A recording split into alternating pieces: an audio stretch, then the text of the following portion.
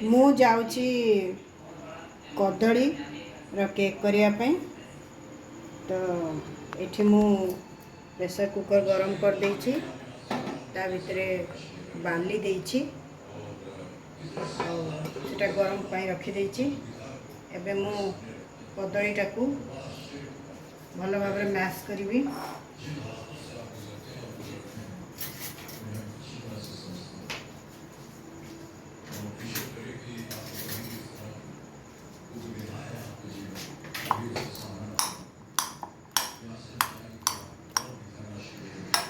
कदली को पूरा एमती मैश करदे पूरा भल भाव ये मैश हो। तापरे आपण से चीनी आउ तेल देगी भल भाव फेंटे। एबे मु अटा को छाणिकी से बेकिंग पाउडर और खाइबा सोडा मिसेकी छाणी देइथिली। ताकू धीरे धीरे पकेकी फेंटे।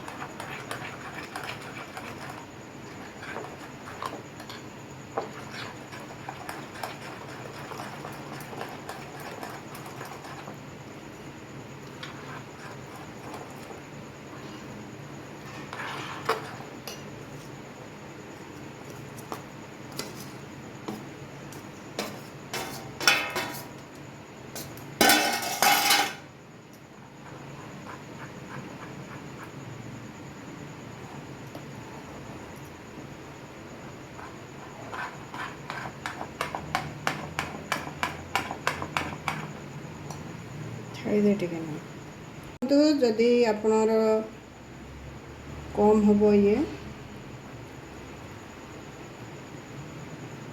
ताकू दूध पकईकि आपण एडजस्ट करदे।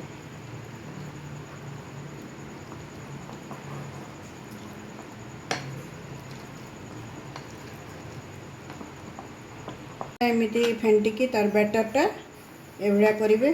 एमती तार कंसिस्टेंसीटा एमती रहिबो। आ तार फ्लेवर पई आपण इलायची पाउडर मु गुंड कर रखिथली तापर पकेदेबे। आप अलग भी वैनिला एसेंस के अलग किसी एसेंस दे पारिबे, किंतु मु इलायची देइछि। केक टीन ने तेल लगे देथिबे।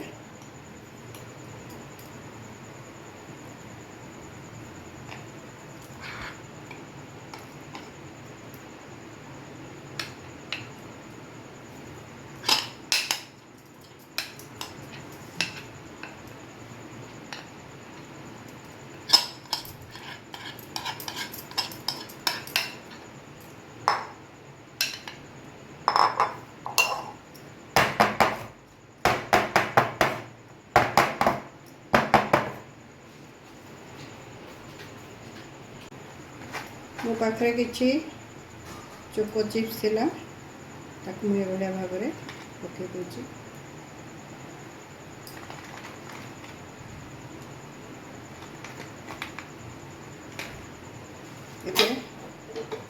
प्रेशर पूरा गरम हो जाइए बेक पे रखिदा।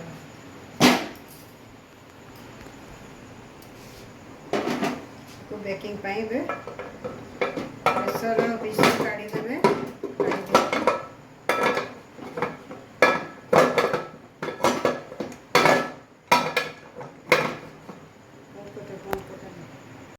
देखंतु एटा केक हो गला परे एटा एमती देखा जिवो। तापरे आपण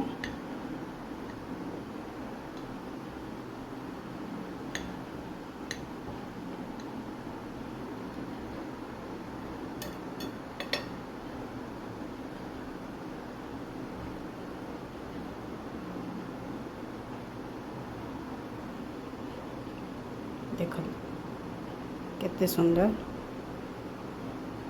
सॉफ्ट होइछि। ये भलिया एटा देखंतु घरे जहाँ मोर जिनस थिला अटा चीनी आउ कदली तेल को लेकिन मु बनई आपण भी घरे जहाँ थी से नहीं कि बनई पारे। एटा देह पाई बहुत भल, छुआ मान को भी बनई कि आपण देबे खाइबा पाई बहुत भल। बनातु आउ खातु।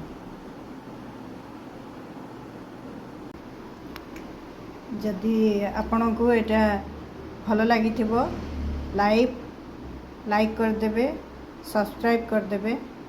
आउ आपण कोठु देखुचंती ताहा जदि जणाइले मते बहुत खुशी लगिबो।